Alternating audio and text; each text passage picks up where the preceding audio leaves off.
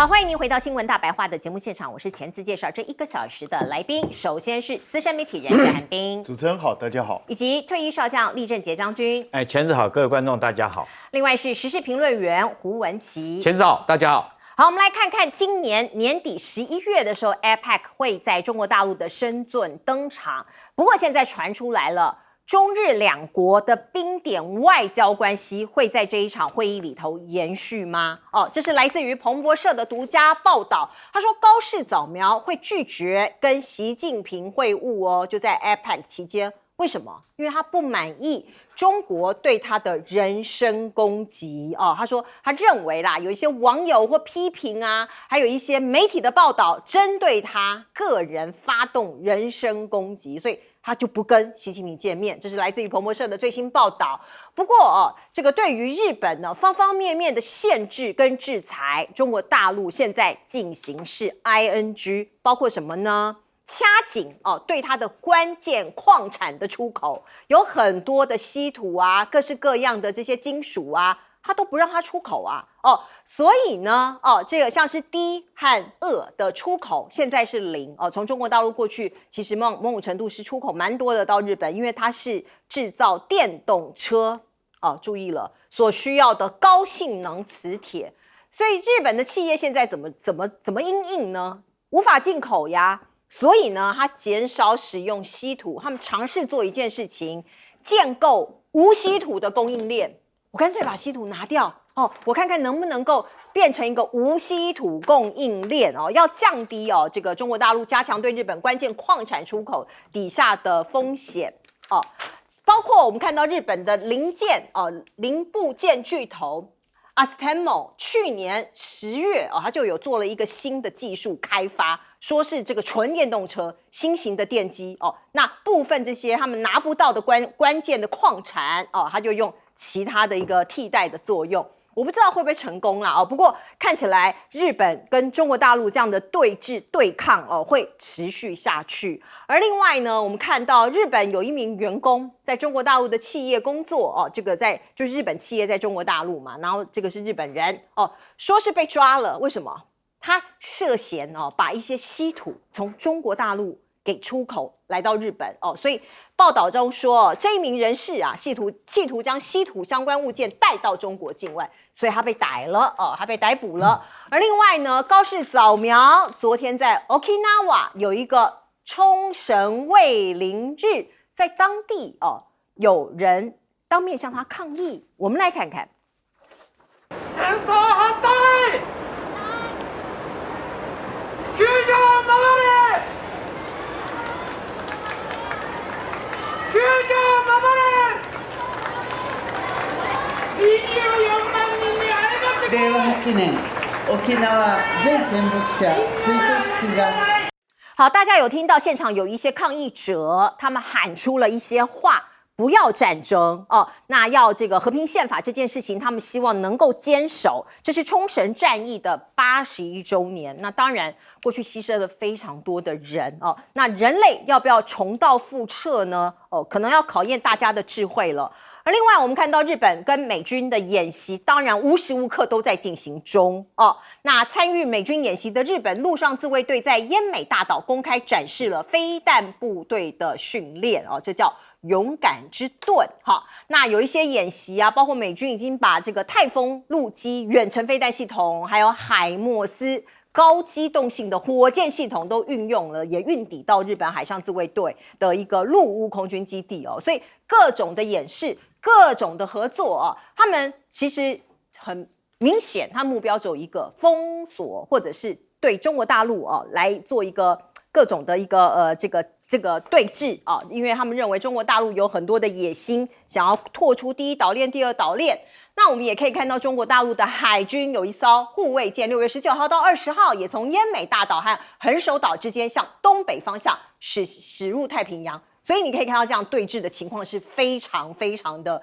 这个明显的。那日本海上自卫队跟意大利、韩国、新加坡还有菲律宾举行联合的演习，驱逐舰金刚号也参加了。还有呢，美国动作不断，它交付给菲律宾4艘太阳能无人艇那针对的是南海的监控。所以有这两个小老弟，包括菲律宾，包括日本美军看起来要持续的跟这个中国大陆 G2 这两个国家的对峙。而有一个这个不幸的消息传来，美国的海岸防卫队直升机在阿拉斯加训练的时候坠毁了，那4人轻重伤。过去一段时间，我们看到美国有很多的军机好像发生了这个鸡瘟一般这个经常出现状况，不知道有什么样的连锁的一个效应。来请教彬哥。这个彭博说是高市早苗拒绝在 APEC 会见习近平，我是觉得习近平有打算要会见他吗？觉得这个报道蛮奇怪的我都觉得习近平应该根本就不想见高市早苗吧。那还是他先发制人说我不见他明明知道习近平不会见他嘛，所以他大概就先讲这个嘛，但反正先讲先赢嘛，就是先发制人。但是习近平因为他是东道主嘛，所以他一定会在嘛，他总不能不去，对啊，他一定要在这个地方。那但是我想你说那种就是大拜拜型的，大家公开露面这种东西，大家也闪避不掉。那但是私人聚会，我从来就不觉得中国大陆有打算让习近平跟高市早苗单独面谈，我觉得没有这样的一个计算，所以我觉得高市早苗大概就是先讲出来会比较不尴尬。那但是对中国大陆来说，现在因为他跟日本的对峙日益升高，所以他手上有力的武器慢慢使出来，他不断的在降低中国大陆去日本的旅客啊也好，商务旅行的这些人数，然后也在降低对稀土的供应。那军民两用，他现在也全部都不给，所以日本现在陷入一个非常麻烦的一个状态，因为他们很多的企业都需要靠这些稀土，那你没有这些稀土，它的产业可能就直接停摆。事实上，已经好几个产业、好几家公司已经停摆。那即使他们有一些商会啊这些东西去中国大陆去做一些访问，那希望中国大陆能够解除这些限制，但是我想高市早苗还在执政的情况下，中国大陆要解除限制是非常困难的。所以日本他们现在说，那我就来一个非稀土供应链，我就干脆都不要用稀土，然后去做马达，去做这些东西，可不可以呢？其实可以的，而且很久以前就可以。但它面临一个什么问题？就是你到时候就是因为你要用线圈嘛，要用其他这些完全不含稀土的铁嘛，这些东西，这会造成一个结果，就是它会变得越来越大，越来越重。那大跟重成本就高昂，然后它有什么问题？它容易生锈。然后它的维修非常麻烦，它的磁力还比较弱，每隔一段时间还要充磁。其实这个技术早就发明了，那为什么过去不太应用？因为你有比较好的技术，干嘛用比较差的技术？干嘛用比较麻烦的技术？那当然，现在日本希望能够在2030年之前让这个技术能够实用化。可是我必须说，就算他们勉强达到，那也只是就是马达这些部分，你在方方面面很多，包括晶片，你怎么可能不用稀土？对不对？所以这些还是大问题啦。这个恐怕是它难以解决的一个东西。那日本现在因为高市早苗显然一心一意就是要去修宪，然后要把日本重新变成所谓的正常国家。那不只是冲绳在抗议，其实最近天皇也跟他杠上，只是天皇是比较有修养的人，人家不是用很明显的态度，但是。我是觉得，虽然天皇现在在日本看起来比较像吉祥物，可是天皇毕竟还是有很多人爱戴跟支持的。那高市一直采取跟天皇对杠的这样的一个态势，我认为长期下来对他自己也不见得会非常有利。那当然，对美国来说，他的战略就是要让这个日本、韩国、菲律宾、澳洲这些在亚洲第一岛链、第二岛链周边的国家来协助他去围堵中国大陆，他自己可以退居在二线。那所以这些国家现在一个一个都嫌命出发，那当然对中国大陆来说，他也没再跟你客气，你要兵来将挡，水来土掩嘛，你来一烧我就来4烧，那你来我的海域逛逛，我就去你的海域插旗，他就是反正就跟伊朗对美国一样，我来一个对等报复，你怎么对我，我就怎么对你。所以如果日本持续的跟菲律宾在这边做演习也好啊，或是所谓的军事合作，或是划分经济海域也好，那你就会看到越来越多的解放军或是中国海警的船只会出现在我们的东部海域，出现在南海，甚至到东海、日本海，然后甚至到在日本的各个岛屿之间穿梭。我想这个就是未来必然会出现的一个状况。那日本要全面性的跟中国大陆做这样的对抗，那日本自己就要去考虑到你准备要花多少经费、人力、物资，你才能够去做这件事情。那至于说这个 Triton 这个无人艇，其实它蛮好用，因为它不但可以当船用，而且它还可以潜水，只是潜水速度比较慢啊，在水下每小时2节，但它可以撑5天以上，其实也蛮厉害。那它还可以，它不但能用太阳能，还可以用风力，它可以张开一个帆，你知道，直接靠风力来行驶，然后可以传递很多资讯回来。那这个无人机的东西真的是很方便。那我觉得奇怪，美国怎么只想到给菲律宾，怎么没想到给我们？对啊，无人艇可以卖给我们啊，就不要卖给我们，送我们啊！送我们。他们给菲律宾不是用送的吗？美国不是一直支持吗？就送我们就好了。但是我告诉你为什么没有？为什么？因为这是在低强度战场才有用的东西。哦，这个在台海周边这种相对高强度的地方，这个东西根本没有什么用。哦，来请教将军。高市早苗为什么到冲绳去？是当地老百姓会这么痛恨他？我觉得第一个当然是高市早苗这个我们都知道，他急着想要恢复军国主义，他要在这个冲绳岛这边这个部署的对舰导弹的对舰的导弹，还有防空导弹这一系列，整个用第一岛链在这边做这个部署这个导弹，那当然会让冲绳的这个老百姓想起在2次世界大战之后，由于军国主义在这个地方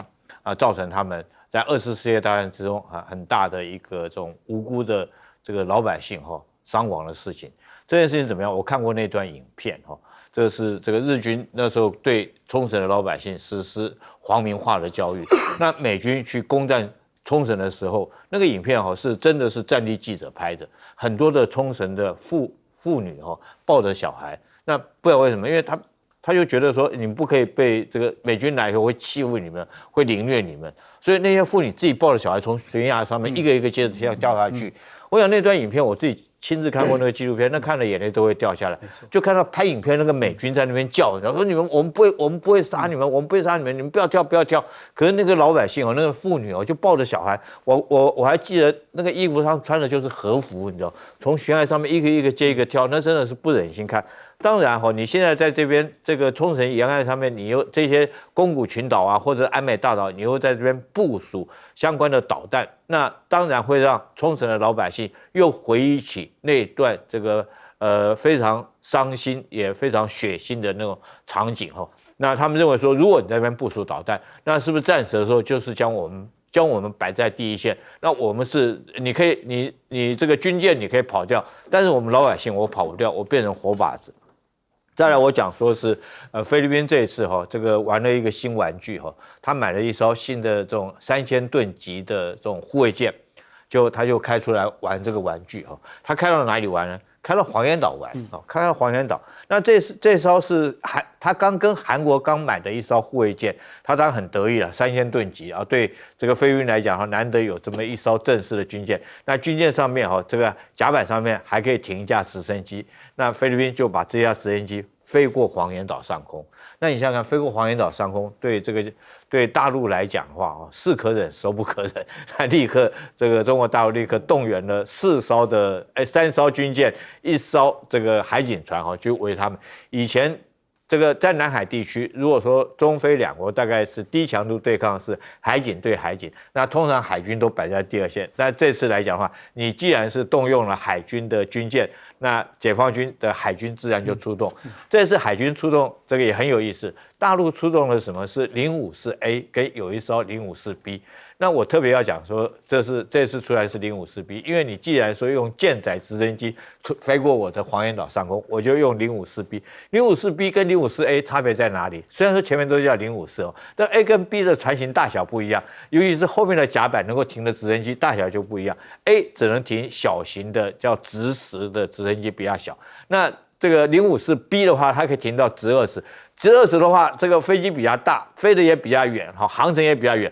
那你既然要用直升机敢飞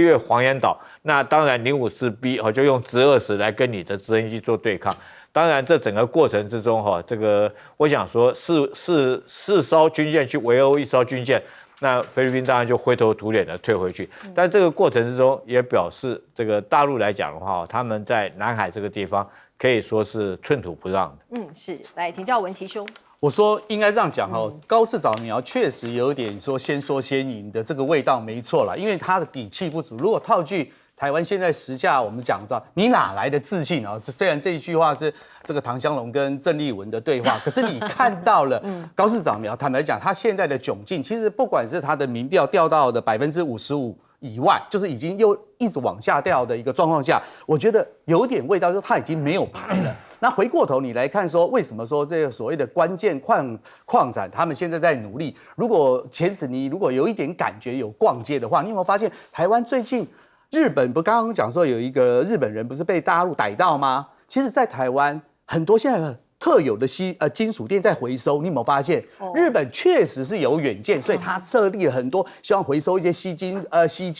土啊，能不能够回去炼啊，甚至到中国大陆去买陶器、瓷器，看看可不可以炼制出来。所以你如果回过头去看这个状况下，你只要用住友电器公司的董事长，很有趣哦，跟大家做一个说明。他是到北京去参加所谓的炼博会，他讲的这句话应该这样讲，我直接稍微念一下。他说：“我们当然要跟中国大陆对话，如果被拒之于门外的话，势必会对日本的制造产业造成严重的一个问题。因此我才讲，基本上他没有底气嘛。至于你说他现在要半夜吹口哨，哇，说我可以弄出一个新的非稀土的供应链的，不管是什么马达啊、瓷器，我必须这样讲，如果用比较戏谑的口吻来讲，黑的 KMGV 嘛，就是刚刚彬哥有提到，如果有更好的东西、更轻便的东西，我为什么要去用那些？因为最终还是证明那个东西没有办法真正的商业化，或是实际的一个运用。回过头，我们来看一下说，这个所谓的冲绳战役，我觉得刚刚将军讲得很好，就是我觉得前事不忘乃后事之师。各位看到他近乎被羞辱啊，这个所谓的宪法9条啊，要他滚出去，你应该回去看一下日本在冲绳县的那个知事玉成丹尼讲的那些话，他发表了一个81年的和平宣言。对于当时候牛岛满将军32军要大家玉石俱焚，也就是刚刚将军讲的那个，当时候每4个冲绳人就1个人这样死掉。我坦白讲，而且最令人觉得恶心的一件事情是，你感觉上他好像很关心冲绳的居民，可是实际上的状况，他们的这个慰灵日，我必须讲，在日本本土的新闻，大部分的时间都看不到。所以这才是真正的真相。所以你说他真心的在悔过吗？没有。因此你看到他现在说，还有另外一个我觉得有趣的，他包含所谓的把台风飞弹啊、什么提风飞弹这些海马斯，各位你要发现一个魔鬼就藏在细节里。为什么他要一直运过来运过去？如果假设本土的量能够，或是美国真的有心的话，一定就在当地就是直接生产制造，或是直接建制。而不是每一次现在你发现最近他们的演习都是运过来运过去，反正我觉得有点棒腿安高薪，就说我还是都是站在你这边。因此我这样讲，最后如果说菲律宾，我还是要奉劝他啦，虽然他接收了几次这日本退休的一些，包含这所谓的舰艇，包含他想要跟美国买一些所谓的武器啊，对日本要买R5卫击，还有884的陆基反舰飞弹。但是我讲一句粗鲁的话，你菲律宾的经济量能真的有那个本事可以接受这些武器的后补维修吗？这才是真正最大的问题。对，实力还是一切哦。不过我们来看看美国跟伊朗不是签了 MOU 吗？那这场战争就已经完完全全落幕了吗？和平就会来临了吗？恐怕还未必哦。因为现在为了利益，我们看到伊朗跟阿曼他们就说，我们有海峡这个荷姆兹海峡的主导权，拥有主权啊，所以我们以后可以来这边收钱了，可以收服务费。那川普当然不高兴哦，他就立刻说，如果你们这么干，我就会来祭出严厉的军事打击哦。所以你看到呢，现在国际局势还是在乱哦，包括川普的权力有被限制哦，尤其是共和党有人倒戈。这个是美国参议院通过限制总统发动战争权利的决议，有4名共和党人倒戈，所以最后投出来的票是50票对48票通过了战争权利这个决议他限制总统川普在没有获得国会的授意下，继续对伊朗采取军事行动。也就是说，未来你川普就不能随随便便说我要打你，我要对伊朗做这个空袭没有这件事情，国会不授权。那另外，民调上面来看，美国人对于这场战争也有很多的不满意哦。川普的支持率已经崩到低点，现在只剩下34%，而打伊朗不值得哦，让美国人觉得说我不支持你哦，这个任期哦，这个第二任期，尤其是伊朗战争来到了64%，所以你看到呢，包括35%的美国人认为，现在此刻的美国对伊朗的处境更加脆弱，你不打他好像还好一点，你打了他，凸显了美国看起来没那么强大。面对伊朗，你更加的弱小了哦，这个比起过去，你就变得比较弱了。而我们现在看到这个伊朗战争后遗症通通出来了，美国的库存武器啊打得差不多了，现在短缺，那短缺怎么办？赶快加紧赶工啊！所以川普就说，像是通用汽车啊、福特汽车啊这些制造商哦，要加入制造武器的行列哦，去做爱国者导弹哦，所以现在大家通通都来做飞机，通通都来做导弹，通通都来做武器了。而另外，我们再来看看这个内幕报道，感觉很像是科技电影哦。这是美国一名战斗机的飞行员，他在4月的时候，他在伊朗上空被击落嘛。那飞行员事后他就讲，他从飞机弹射逃生之前，他看到令人震惊的一幕。哪一幕呢？他看到多架无人机相互连接，并且一体化移动，大无人机下方还吊挂着较小的无人机，形状就像触手一样哦，像乌贼那个触手一样，简直就像是外星科技哦。那另外还有一位飞行员形容自己仿佛目击了空中的无人机地雷区，外界怀疑，这个伊朗怎么这么厉害呀？是不是有中国还有俄罗斯，他们有技术暗中协助呢？如果是真的，那这个很可怕，或者是说外界有高度的兴趣想要研究到底他们的实力到哪里了，在无人机的这个部分。而我们看到呢，前一阵子我们也为您报道了，美国的印太司令部现在已经改名了哦，把印度2个字拿掉。外界就在讲说，是不是美国不重视印度了？其实是也不是，因为啊，这个外界分析就说，他要把有限的资源对付中国，集中对付中国，所以变太平洋司令，没有印度，把它拿掉了。那另外呢，我们看到阿里巴巴在美国打了一场官司，他们向加州圣荷西联邦法院提出诉状，起诉的对象是美国的国防部，因为呢，阿里巴巴它被这个限制，它是叫做陆器军工黑名单哦。美国人说，这个国防部说，你这个就是这个中国大陆的这个军工复合体所以把你变成这个黑名单。那他说，他主张我不是啊，所以他要求法令把阿里巴巴从这个名单中移除这是一场官司。那另外我们看到 FIFA 还在踢世足决赛，会有历史性的一幕，川普他要亲颁大力神杯这个对川普来说，他应该是很期待这一刻那我们也可以看到，包括22号的时候，川普签了2项行政命令，在本来应该是严肃的签署的仪式突然发生了一段插曲，因为川普他突然转头望着并且询问在场的诺贝尔奖得主说：“你认识我叔叔吗？”我们来看看这一幕。I've been waiting for one of them too. They don't think 8 wars is enough, you know. I have to do 12 or 13, I think. Even though nobody's ever done one. Did you know of my uncle at all? No. You didn't? No. Sorry. No. You missed a good bit. 好，川普突然天外飞来一笔的这样一问，你认识我叔叔吗？大部分人都会觉得有一点，这个问题怪怪的。其实川普的叔叔叫做约翰·乔治，是美国著名的电气工程师跟物理学家，他可能觉得很骄傲吧，然后所以他就在这个这样子的一个颁奖的得奖的一个仪式签署仪式上面这个问了这些诺贝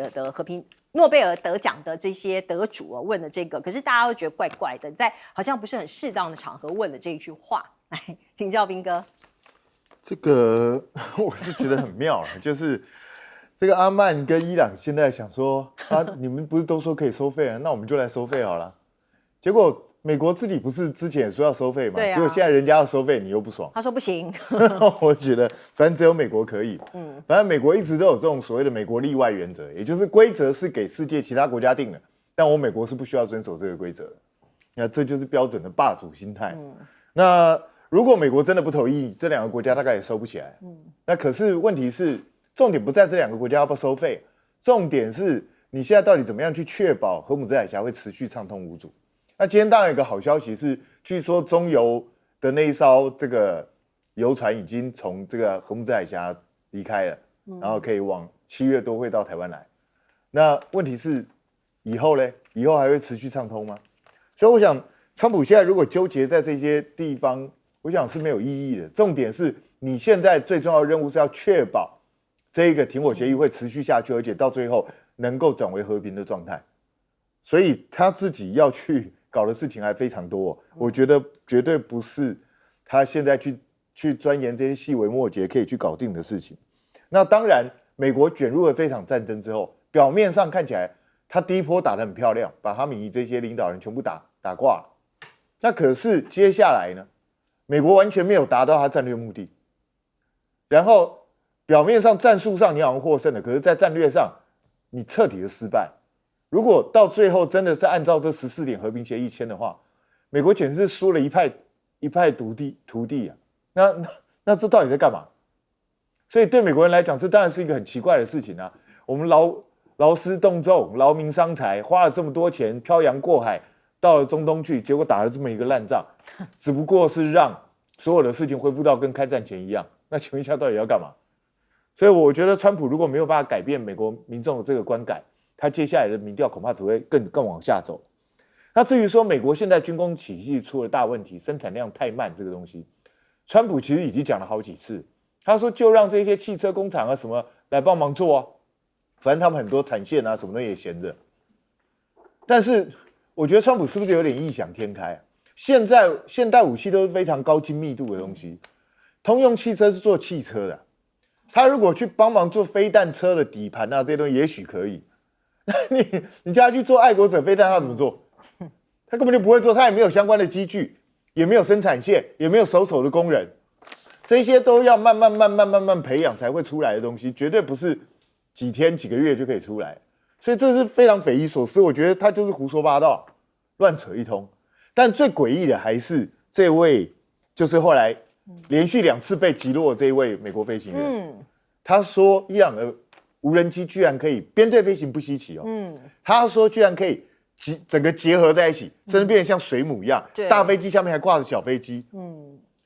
这个就神奇了。还是他有出现幻觉？我真的有点怀疑他出现幻觉，为什么？当然你是说以现在我们大家都看过中国大陆大疆无人机那些编队飞行这些东西，我们都看过。他有没有办法做到？是有可能。可是我不知道在战场上做这到底要干嘛？表演，它是显示给你看，我做得到吗？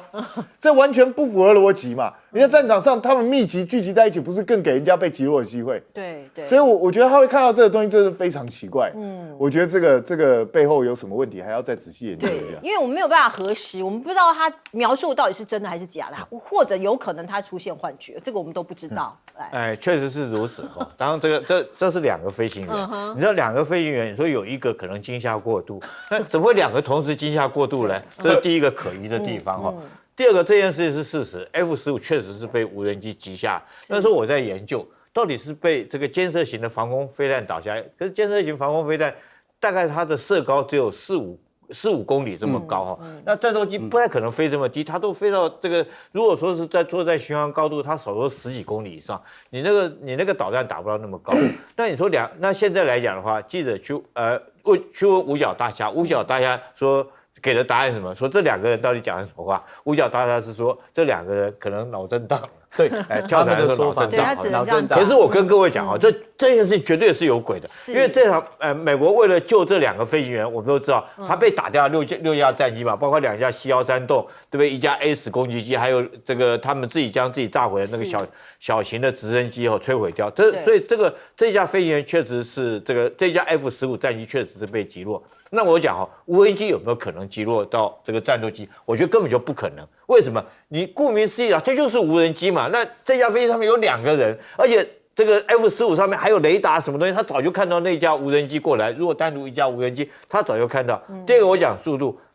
伊朗的那种这个无人机叫见证者136，它时速大概只有200公里，你战斗机时速少说上千公里，那你说我这么快机动可以左摆右摆，那你怎么可能？按理说应该是战斗机，这个我们看到哈，在俄乌战场上面都是用战斗机将无人机这个歼灭击落，哪有说是无人机去把战斗机打下来，这是不可能的事情。然后第三个哈，这个见证者136，它是设定好飞行方向，它又不能改变。飞行的主义，它不是打空战的，它设定好，它是自杀无人机，它起飞以后设定它的飞行路线，哈，找到一个目标以后，它找到那目标就攻击下去。它身上带的是一颗炸弹，它不是带的是导弹，所以我觉得这种无人机去打战斗机哦，在军中来讲是真的是非常的传奇，也非常神话。你除非说这架飞机哈，这架 F-15战斗机哈，他看到无人机，他也不去将它摧毁，他也不去打它，然后他自己一头撞上去，跟它撞在一起。那你说两个飞行员有这么笨吗？那确实这件事情是有很大的蹊跷。那到底伊朗有什么黑科技？它是不是在这见证者无人机上面，它又这个可以装上这个空战的导弹？短程的格斗导弹哦，然后可以用无人机来发射。如果这样的话，确实是在军事史上面啊，确实又是一个新的这种作为啊，一个新的里程碑。因为没有说是无人机去打战斗机的。对。那再来，我们讲说是这场战争很明显，我们看出来这个川普对整个海湾地区的国家已经失去了影响力。当然，海湾国家本来想说借着你哈来保护我们自己国家安全，就没想到因为你反而让我们自己。这个国主因为我在那边提供基地给你，反而让我这边被伊朗攻击。现在听说海湾很多国家自己私底下去跟伊朗打交道了，你知道？美国保护不了他，就包括阿曼啦、科威特啦、沙特啦，他们去跟伊朗打交道，因为他们知道跟伊朗就是搬不走的邻居。那他现在国主已经证明他都在这个伊朗的射程之内，他能够，他必须要卖油，对不对？他必须要发展他的金融或者是科技的重镇的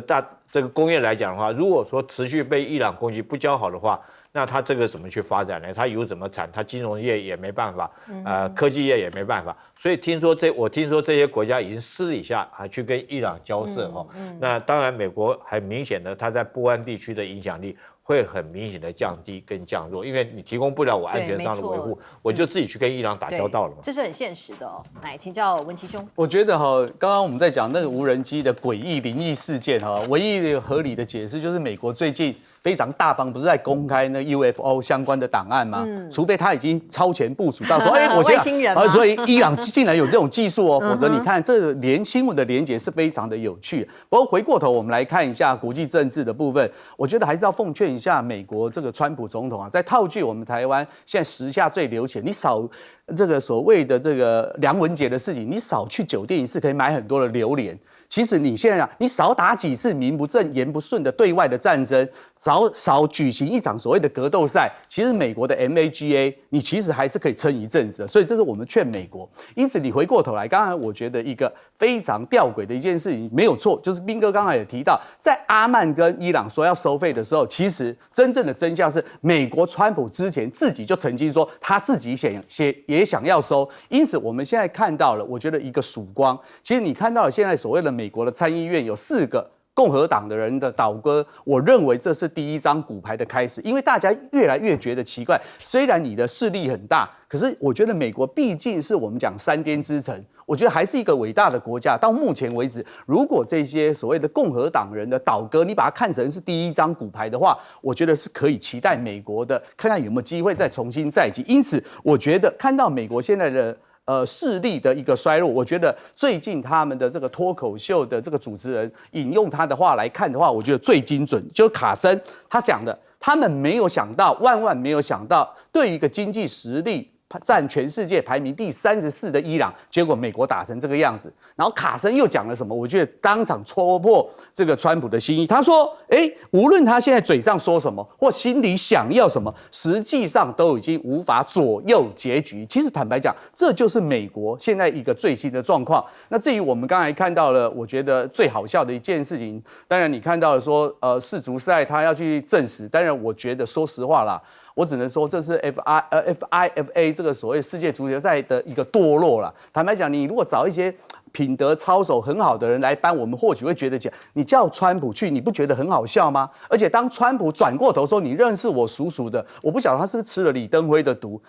再大也没我老爸大。否则你去在这个场合讲出这样的话，我坦白讲，川普如果真的想要有真正的一个历史定位，我觉得或许他还是要闭门思过一下，怎么样才能够真的让美国重新的走回光荣之国，而不是现在都在小鼻子小眼睛在弄所谓的东乡的舞厅啊，然后要盖一些什么啊。坦白讲，这些小枝小节的部分，我觉得都没有办法，除非他只为了满足所谓的军工综合体，所以他要福斯汽车啦、美国通用，干脆有钱大家一起赚，大家通通来，所以股票也是我操纵，比特币这些所谓的也全部，否则我们看不到川普有任何真正的一个国家领导人的高度。是没有错。此刻金砖峰会的前哨战在印度的新德里登场哦，包括王毅，还有16届的金砖国家安全顾问以及高级代表会议都集中在这里哦开会。那他们呼吁是各国大家一起携手，一起应对一些挑战，包括什么呢 ？AI、能源，还有粮食的安全。还有就是我们刚刚有提到的战略矿产资源的合作，包括稀土这些东西。那王毅就说，中国跟俄罗斯要加强协调配合，推动金砖机制不断做强做大。大家知道，金砖国家本来只有4国、5国哦，慢慢扩大到今天这样子的规模。那印度啦、俄罗斯啊、中国，当然都是这中间比较大的国家。那印度的国安顾问就会见了王毅两边讨论双边的关系发展你看到各自有一些结盟跟策略的合作。不过还有一个国家我们看到南韩。最近呢，南韩的总理到中国大陆去访问了，主要是参与这个夏季达沃斯的一个论坛。那你看到呢，韩国的这位总理他叫金明熙，他自己在 IG 上面PO 了这张照片。他是谁？他是中国大陆的国务院总理李强2位总理一起自拍合照这样看起来轻轻松松、很写意的自拍照对中国国家官员，外界认为比较少这个西方媒体就会觉得说，中国大陆的官员看起来都比较严肃啊比较少这样子的一个自拍的一个画面。那我们看一下这个韩国的这位总理金明熙他比较特别。他在10多年前，2010年的时候，在中国大陆念书，他在攻读清大的法学院后来他获得了法学硕士学位那这一次他访中，他回去母校清华大学，去跟他过去的这些教授啊、师长啊有一些拜会跟合影那他自己也讲了，他在这个地方这个求学。当时是如何这样奔波上课所以他也特别提到在清华求学的经历是他人生里面最美好的回忆之一。那他凸显了现在南韩的一些政策跟日本非常的迥异，不太一样讲一些感情，讲一些求学方方面面的连结。那李强呢，他见南韩总理的时候呢，有讲了一些话。他说，中韩2国在半导体AI 合作上面呢，必须再加强。尤其是这些新兴的产业。那我们可以看到呢，有一则新闻也引起了美国人的注意，这是部署在深圳国家超级计算中心的林胜大家看到他在最新高性能的 LINPACK 测试中超越美国所以你可以看到它现在是世界第1名的超级计算机那分析是这样讲的，他说林胜这一次登顶，显示中国在传统高性能计算领域中重新取得突破，大概就是一个超级电脑这样子的一个概念，拿下了第1名。那另外我们再来看看，包括现在各国对于川普总统的看法，对于美国领导人的看法36国的民调，这是一项针对全球主要国家36个国家进行的民调结果川普的信任度跌到23%，竟然输给习近平跟普京那有这个高达76%的这个受访者认为川普处理国际事务的能力不 OK 那信任他的只有23%。那习近平信任他的是34%，所以比习近平还低那另外我们来看看澳洲这个国家，因为过去一段时间大概近10年吧，中国跟澳洲的关系非常非常的差。可是现在有了一些转变，包括这个调查认为这个澳洲人他认为对中国大陆的关系较对美国的关系更重要的人，第一次突破一半，就是 51%， 也就是有超过一半的澳洲人现在认为跟中国大陆关系比较重要高于跟美国的关系。来，请教彬哥。这个金砖又要开始那金砖从当年的规模一路演变到今天有10个成员国，然后至少23个国家就已经就是填了申请，准备要加入，所以规模是越来越大，影响力当然也越来越大。那这个是有别于G7啊，过去这些西方主宰的这样的一个经济体，然后他们制成一个这样的一个组织，所以我觉得这个当然对中国大陆来讲是一个非常重要的一个舞台。那它有很多重要的方向都在这里出现。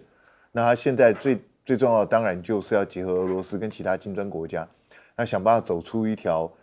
就是迥异于过去西方主导的这个道路。那他们能不能够做到这一点，当然就要看他们未来的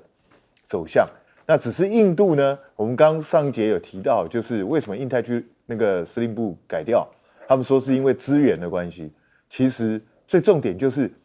印度本来就是一个变来变去的国家，所以你跟一个变来变去的国家，你美国讲了这么久的印太战略，印度每次都说好，我来看看，可是看一看就走了，就每次都来搞这一套。那所以就变成印度好像都来搅局了。那久了之后，你这个印太当然连接不起来。那现在在金砖里头，印度也是这样的若即若离，有好处的时候我过来站一点，看起来没什么好处的时候我又退得远远。所以印度是个很难搞的国家，我觉得中印之间或是在整个金砖的这些国家里头，印度未来是不是能够这么配合，我看也是要打上一个大问号。那韩国这几年，我觉得它整个风向有点变。你看李在明也好，或是这个金明熙也好，他们现在很习惯用场边自拍的方式，对啊，已经好几次了，而且还秀他的小米手对机。那过去中国大陆这边的领导人是比较不太会用这么非正式的方式去留下记录的，所以表示中国大陆这边，我觉得他这几年作风有点改变，他开始也走一些比较轻松、比较亲民的一些路线，我觉得这些都是一个好的变化。那问题是重点还是在中韩之间能够发展到什么样一个程度？因为李在明他现在他想要保持的就是我在中美之间我都等距，我也不要得罪任何一方，所以他本来要跟日本要签的一些协议，他现在也都暂缓。可是虽然在国际上看起来他表现好像还不错，可是他在国内的支持度其实是往下掉。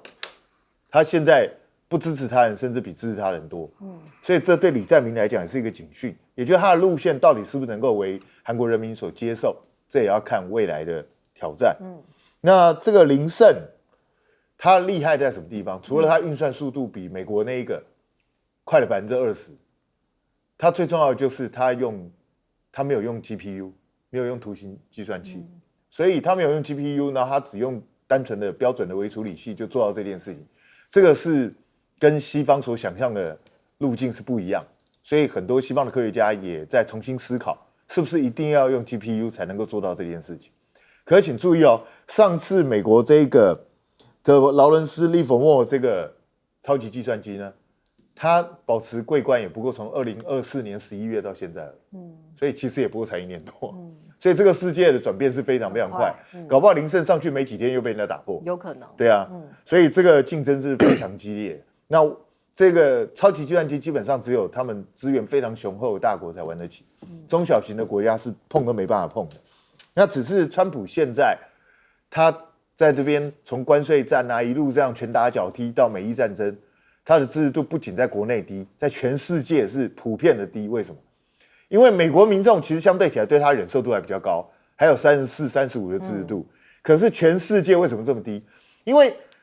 这个家伙光是你看在美伊战争里头，连伊朗都嘲笑他说：“你已经讲了39次说要结束了，到现在都没结束。”一个讲话毫无诚信、每天出尔反尔的人，你说他在全世界如果信任度会高的话，那我觉得那才是活见鬼。好，我们进一下广告。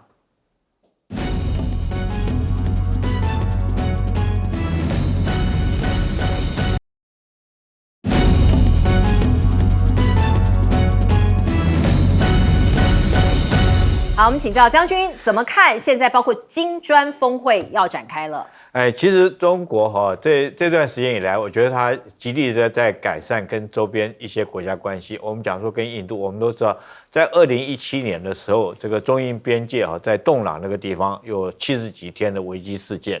在2020年，在这个嘉万加勒万河谷那边，那双方来讲的话，用狼牙棒互相的殴打哈，造成40几个人的这种伤亡哈，是蛮严重的。当然哈，事隔这个5、6年下来，我觉得中印两国啊，我们讲说龙象。那心结必须还是怎么样，都是搬不走的邻居了。所以这次来讲的话，王毅到印度，借着这个金砖会议这个开会期间当然设法要跟印度改善关系。我觉得这个是就一个大国负责任的态度来讲是必须要做的。那我们讲韩国来讲的话，你知道韩国李在明他从这个在竞选期间，人家就问他说，这个如果说大陆要去武力攻台的话，那你们韩国会不会支援？他那时候给的答案就是很模棱两可，说这个问题等到外星人来入侵地球的时候，我再思考。对，很明显的，李在明不愿意去这个得罪中国大陆，他跟前一任尹锡悦是这个明显的在这方面有差别。那我们讲说他是这个安美精忠嘛。第二个我们讲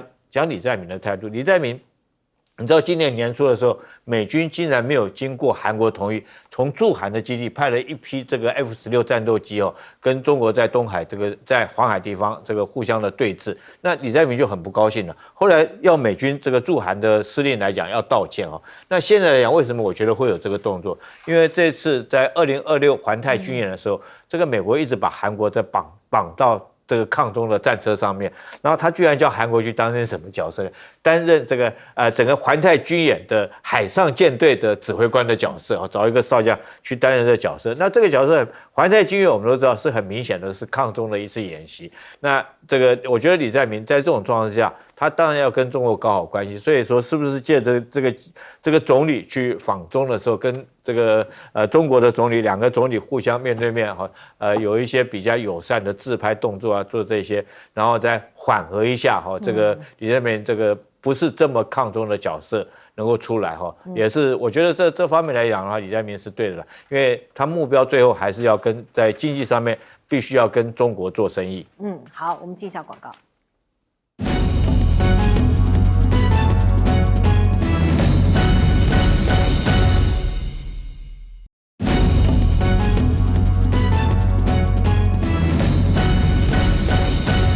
好，我们最后时间交给文琦兄。我想先从这个所谓的36国的民调，川普跌到23%这个稍微谈起我对纳坦雅胡感到惋惜啦，因为一个真小人跟一个伪君子，我觉得坦白讲，就某个角度，虽然我不喜欢纳坦雅胡在加沙的人道危机，但是对比于川普这个所谓的这个伪君子，我觉得有点侮辱了纳坦雅胡的一个状况。第二个，我们来回过头来看印度的这个部分，我必须想。印度就是一个投机的一个分子，所以他向来的一个政策叫不结盟。回过头你来看一下，为什么说他跟他的印度的国安顾问多瓦尔见面以后，因为如果你去循着这个历史的脉络，从克山、天津会议，不要忘记印度一开始对于中国大陆就一直保有戒心，所以曾经发生的所谓的这种边界战争，更是第一个所谓的反对“一带一路”。那为什么现在突然好像跟中国大陆很好？随便举一个数字让大家知道，印度70%的活性的药物，包含类似抗生素，还有电子业的零组件65%，还有新能源的这些所谓的零组件有75%。